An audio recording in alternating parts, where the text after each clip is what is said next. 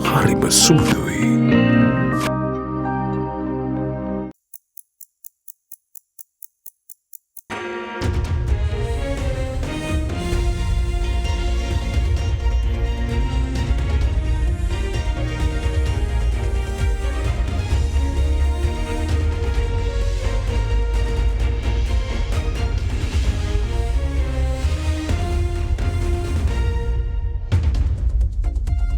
Tonight on First at 9 this Sunday the 31st of March 2024. The Easter coup d'etat. Sri Lanka celebrates Easter Sunday amidst heightened security. Former president alleges India for the Easter Sunday attacks, says Harsha. Partly terms the attacks as an act of political conspiracy. Under lock and key. Plans underway to introduce a digital safe under the Digital ID program, reveals Secretary to the Ministry of Technology. Citizen of India, so we also thinking having the same thing for the DigiLocker. Then Undisputed champions. TV Derana wins big at Raigam Awards. President Ranil Wickremesinghe unveils plans to produce Sri Lanka's first AI-generated film. ඔබේ විශ්වාසය දෙනු සෙන්සුරයින් දැන් ළඟමැති ෆාමසියෙන් ලබාගත හැක. Other Derana First at 9. Live from Studio 24 in Colombo. Good evening and welcome to Other Derana First at 9. I'm Aditya Dirisinghe joining you live with the latest in Sri Lanka and around the world. Now in your top story tonight, TV Derana asserted its dominance as a leader and frontrunner of television, media and news as it claimed the most popular television channel of the year award at the Raigam Tellies 2023.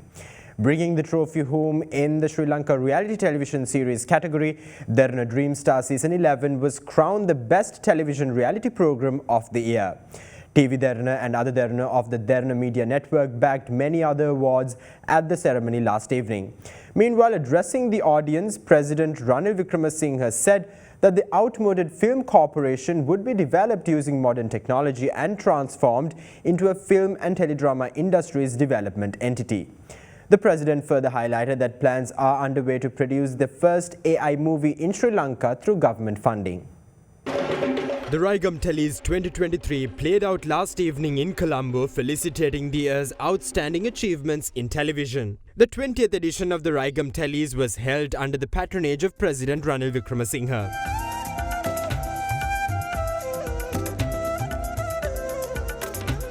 The ceremony, which has been one of the most prestigious events, confers awards to distinguished individuals involved in Sri Lanka's television sphere in recognition of contributions made to the television industry, television programs, and the electronic media sector. The latest edition of this prestigious event honored excellence in teledramas, media programs, and television news programs screened during the year 2023 with over 60 awards presented across 7 categories. Once again, the Derana Media Group dominated the awards night by claiming multiple awards. Reaffirming its unparalleled prominence, Sri Lanka's premium entertainment experience, TV Derana picked up the award for the most popular television channel of the year.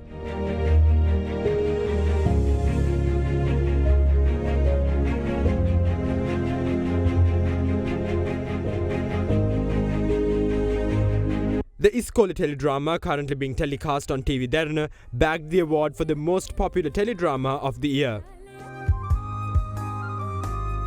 Meanwhile, Derana Dream Star Season 11, the infamous Sri Lankan reality television series, was awarded as the best television reality program of the year. Season 11. This is Derana Dream Star. Other Derana 24's Other Derana Kids Academy program, produced by KC Saranga, secured the award for the best television educational program. Other Derana 24 Kids Academy. In addition, Surakimu Budusasuna, a documentary program on Other Derana 24, produced by Wasantina Nayakkara, won the special jury award.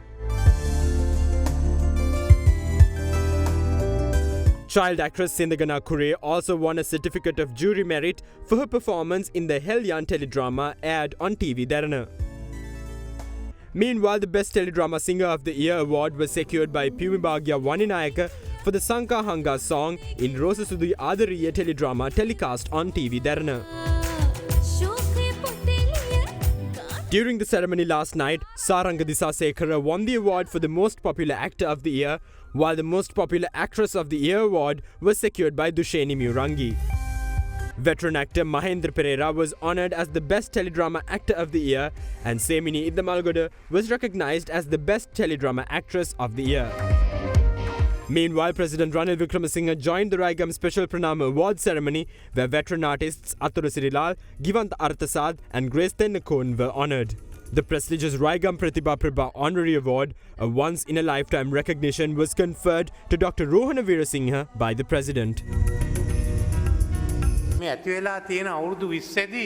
During the past 20 years, the film and television industry went through a revolution. We cannot predict the future. At present, there is the concept called telefilms. We have to reach this level. Today, Netflix and Amazon have taken over. We have to keep pace with these developments. The acting skills and the production opportunities within this country are inadequate. I discussed this matter with the subject minister. It is essential that the film corporation be modernized and transformed to a film and teledrama development entity. We are actively working to source the necessary expertise to facilitate this transition. Everything, including improvement of acting as well, must be started afresh. We expect to take steps regarding this matter. The other aspect to this that many don't discuss is how artificial intelligence has become a part of the film industry since last year. The Frost short film is an example of a production created using AI technology, including screenplay. India is also producing Maharaja in denims, which will soon be released in Sri Lanka. We must be prepared for such advancements as well. I have instructed the Artificial Intelligence Committee to partner with the Murto University and the University of Visual and Performing Arts to produce Sri Lanka's first AI film. The government will provide funds for that production. Let's see how we can take that project forward first. අයි බලමු පළවෙනි ලංකාව කොහොමද ඒක සකස් වෙන්නේ කියලා. New Dulux Pentolite Hygiene Plus. Refreshing walls for generations. Now, Christians around the world celebrated Easter Sunday today, commemorating Jesus Christ's resurrection from death.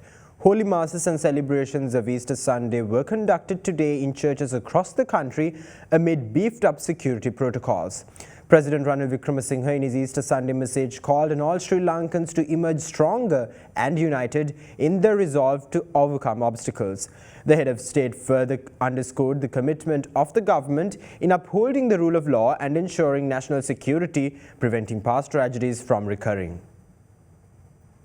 Easter Sunday, which commemorates Jesus Christ's resurrection from death, as written in the Bible, is marked today by Christians across the world.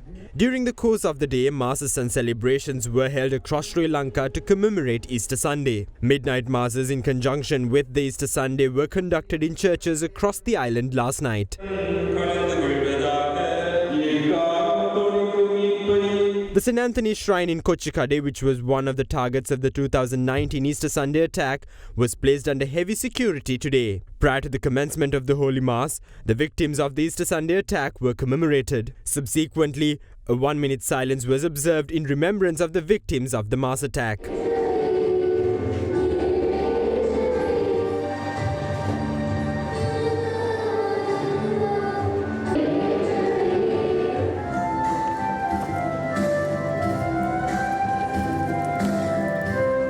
Concurrently, another target of the Easter attack in 2019, the St. Sebastian Shrine in Kaduapitiya, was also highly guarded while its devotees celebrated Easter Sunday. Despite the past traumatic experiences, today's celebration saw the attendance of a large number of devotees.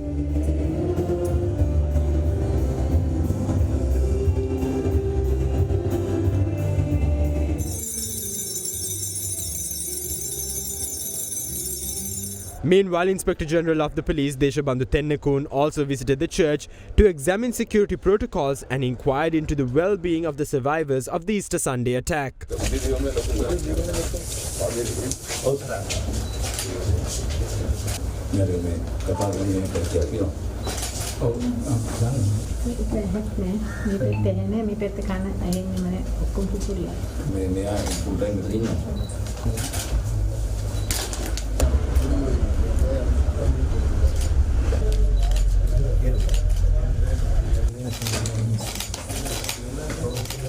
Further, the Holy Mass of another target of the 2019 Easter Sunday bombings, the Zion Church in Bataclan, commenced today with the participation of the families and relatives of the Easter Sunday attacks victims.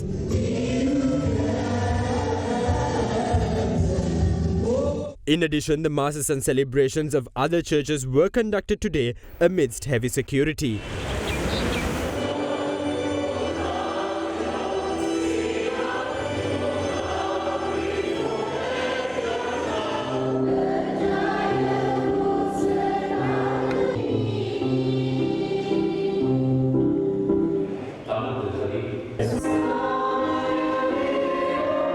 Commenting on the high security in place during the Easter celebrations, police added that the security arrangements will be operational until the Holy Mass services are concluded. In his Easter Sunday message, President Ranil Wickremesinghe called on all Sri Lankans to emerge stronger and united in their resolve to overcome obstacles in light of the unprecedented economic challenges encountered by the island nation. The head of state urged everyone to join hands as Sri Lankans, dedicating themselves to the country's security, peace and development while guarding against divisive agendas. He further underscored the commitment of the government in upholding the rule of law and ensuring national security, preventing such tragedies from recurring. In his Easter Sunday message, Prime Minister Dinesh Gunawardena requested all to join hands to put the society on the right track by focusing on human relations and social ethics in the face of current complex social misapprehensions. He also called on the public to celebrate this Easter by leading hearts into a new transformation that is fostered by values. In his Easter message, opposition leader Sajith Premadasa expressed views on the 2019 Easter Sunday attack and added that those responsible for perpetrating such heinous acts in places where religious faith and love flourish will face the consequences they deserve and that love will prevail once again.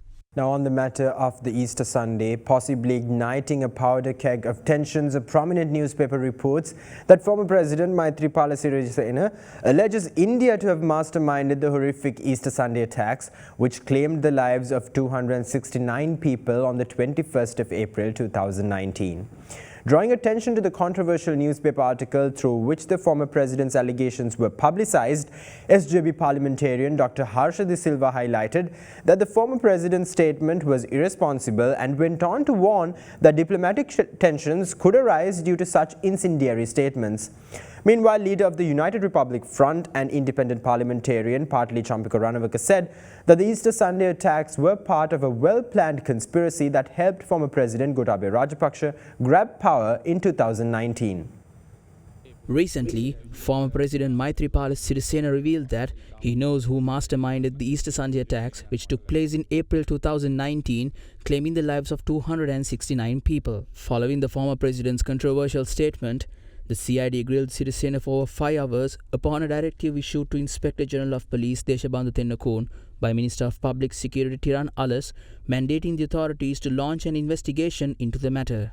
In its latest development, a prominent newspaper reports that former President Maithripala Sirisena believes India to have perpetrated the Easter Sunday attacks. Parliamentarian of the Samagi Jana Balawegaya Dr. Harsha De Silva, quoting the particular newspaper article, claimed that such controversial statements could lead to diplomatic tensions with India.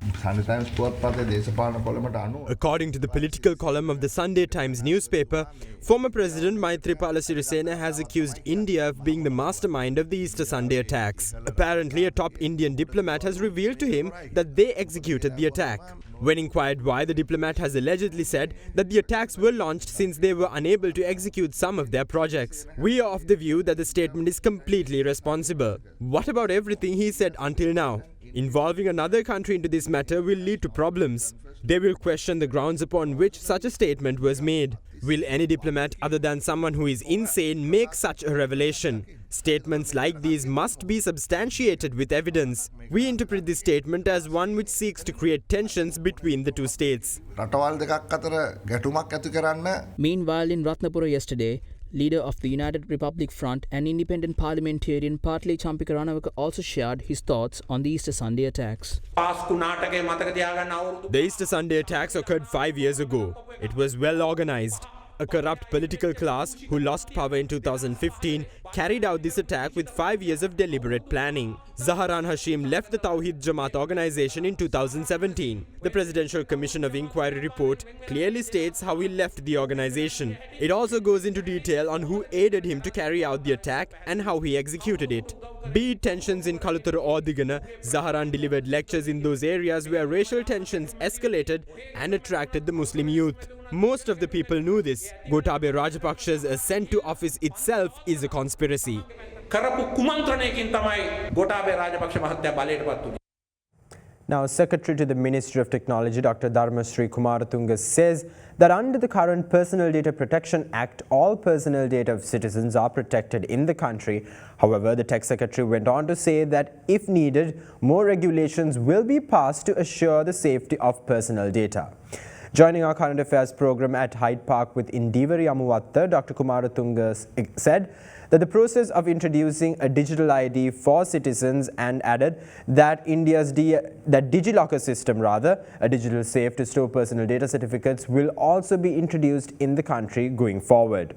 Meanwhile, elaborating on the circumstances surrounding the introduction of India's Aadhaar digital ID system, Co-chair of the Centre for Digital Public Infrastructure in India, Dr. Pramod Varma, said that to assure the safety of Indian citizens, the amount of data needed for the ID was kept at a minimum level. In terms of digitizing, what are the challenges you face currently?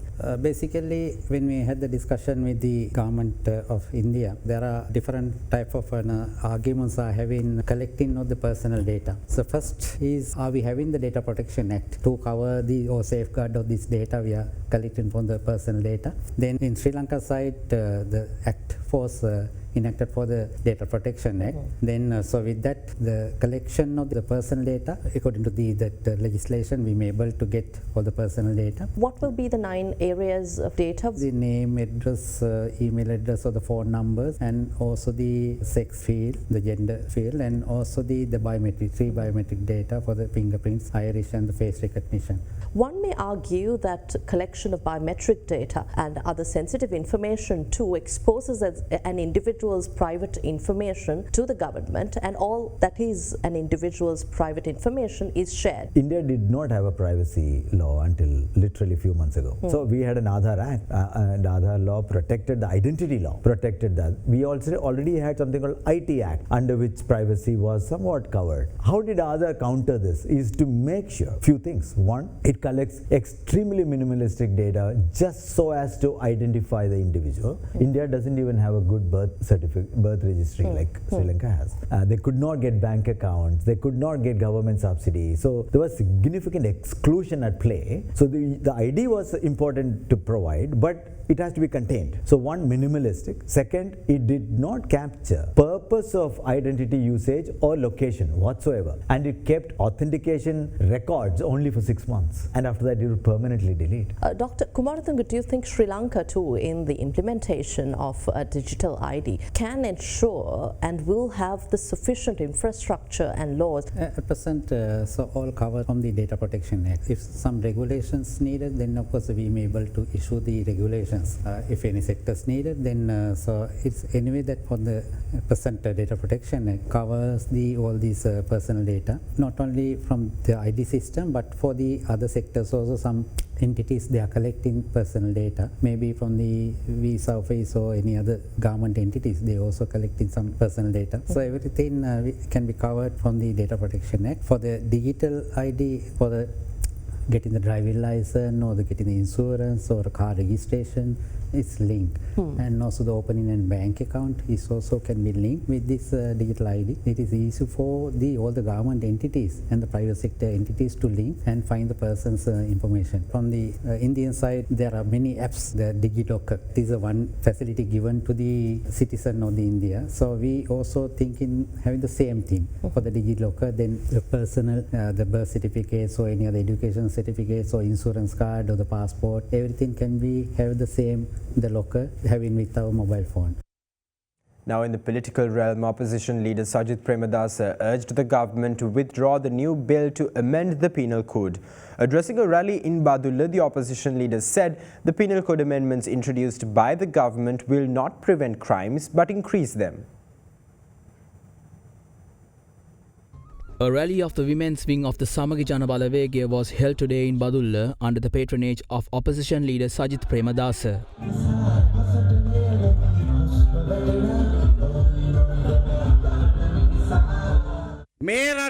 The only party that can build this country is the Samagi Jana Balawegaya. Be it the presidential or the general election, we are ready for any election. We challenge all them to try and win in Badulla if they can. President Ranil Wickremesinghe, who lost the election and entered parliament through the national list, is trying to secure power again by political and constitutional coups. We know that Ranil Wickremesinghe is controlled by Basil Rajapaksa. What is in my hand is the bill to amend the penal code. Their penal code amendments will not prevent crimes but will increase them. The government is trying to reduce the age of consent to engage in sexual activity from 16 to 14. This government has diluted legislative provisions that were in place to prevent women from being raped. I urge the government to withdraw this penal code amendment bill when parliament convenes tomorrow. Now, meanwhile, leader of the Maubima Janata Party, Dilip Jayavire, is of the view that politicians should move away from traditional political culture and try to build up public discourse on the country's development drive. He made these comments while speaking at an event in Colombo. Meanwhile, parliamentarian Roshan Ranasinghe is of the view that the country cannot move forward without strengthening the government administration system. වියට්නාමයට පුළුවන් වුණා නම් dollar billion 240කට වඩා වැඩි ආර්ථික අගයකට ඒගොල්ලෝගේ ආර්ථිකයට අලුතෙන් එකතු කරන්න අපිට ඇයි බැරි? ඇයි අපිට ඒක කරන්න පුළුවන් කමක් නැත්තේ? මේ අභියෝගය බාරගත යුතුයි. මම දේශපාලනයට ආවේ 2010 පළවෙනි පාර්ලිමේන්තුව. මේ පාර්ලිමේන්තු තුනෙන් මම දැකපු දූෂිතම පාර්ලිමේන්තුව තමයි 2020 පත්වෙච්ච පාර්ලිමේන්තුව. පරිපාලනය සම්බන්ධයෙන් ගත්තොත් අපි දන්නවා පැත්තකින් පරිපාලනය අනිත් පැත්තෙන් විශේෂ දැනීම. ඒ නිසා මේ සම්බන්ධයෙන්ුත් අපි සැලකිලිමත් වෙන්න හැකියාවක් නැහැ. මේ දේශපාලන ආඛ්‍යානීය වෙනස් කර ගැනීම තමයි ජාතික අවශ්‍යතාවය. ඉතින් ඒක හරි. මම දැක්කා සාම්ප්‍රදායික දේශපාලන වේදිකාවේ ඉන්න නායකයෙක් මේ තාක්ෂණික වචන, පාරිභාෂික වචන, විශේෂයෙන්ම මම ආසම වචන ව්‍යවසායිකත්වය ගොඩක් දේශපාලන වේදිකාවල සංවාදයට ලක් වෙලා තියෙනවා.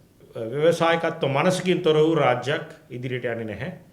මම විශ්වාස කරනවා සියලු දේශපාලනඥයින් උත්සාහයක් දරාවි තමන්ට වෙන දේශපාලනඥයින් කටයුතු කරයි කියලා.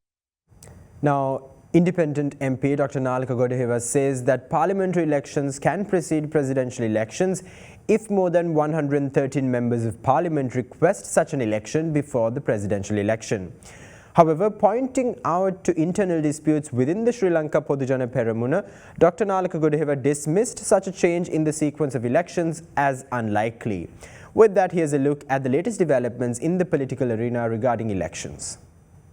The only way to have a parliamentary election first is if 113 MPs request such a change to the sequence of elections. Even though the SLP prefers parliamentary elections to be held first, it is clear that the Rajapaksa leadership can't secure 113 votes, since SLPP members who hold ministerial portfolios under President Ranil Wickremesinghe will never vote in favour of such a change. Therefore, the first election will be a presidential election. We are ready for any election. We think it is good if the president who saved the country becomes president again.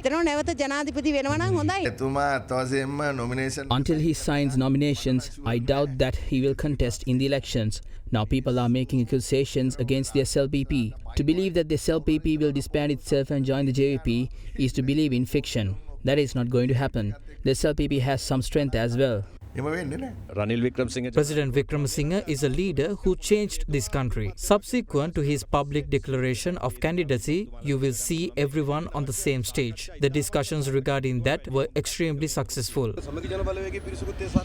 Yes, even though the opposition thinks otherwise, most of their members are with us. We have no official or unofficial discussions with the UNP. Rumours of members leaving are all lies. We will not join them while President Wickremesinghe continues to protect Rajapaksa. The incumbent president was there to save the country when the country was at the brink of destruction. There are countries which study how Sri Lanka recovered from bankruptcy within 18 months. It is also normal that his people forget what he did for them.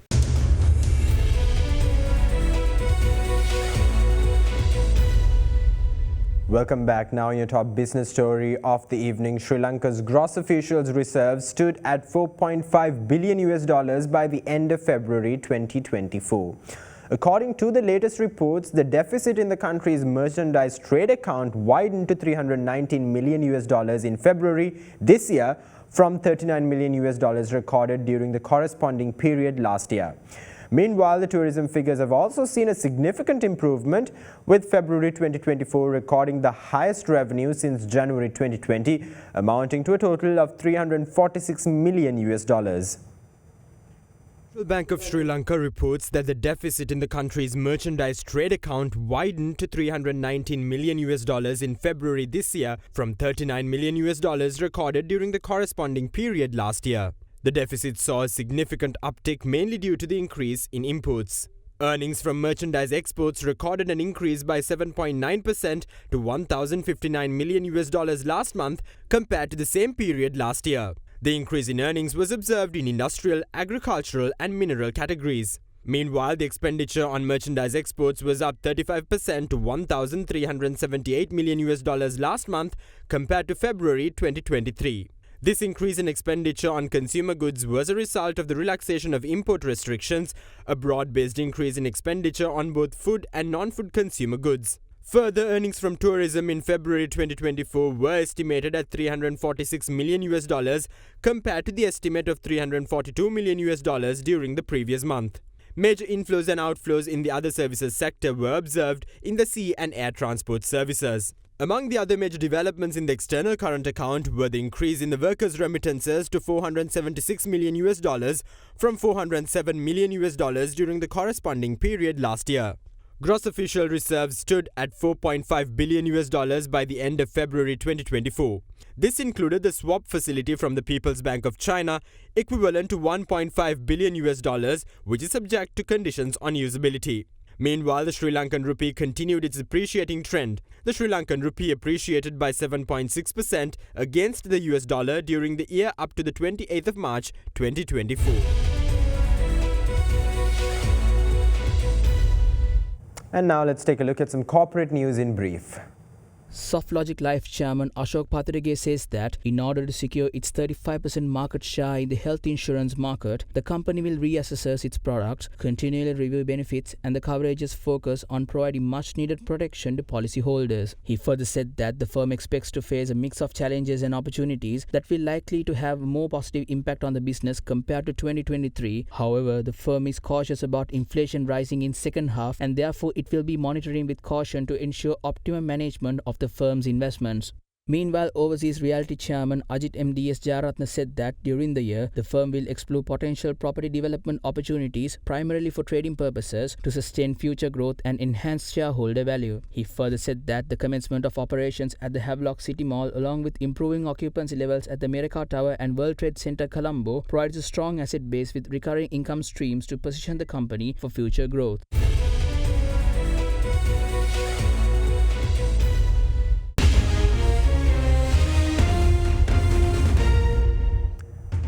Welcome back. Now, the Ceylon Petroleum Corporation revised its fuel prices with effect from midnight today.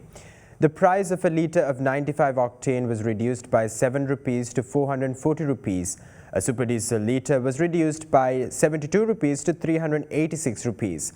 The prices of 92 octane petrol and auto diesel remained without a change at 371 rupees respectively. And that's all the news we have for you tonight. Thank you. Have a great night.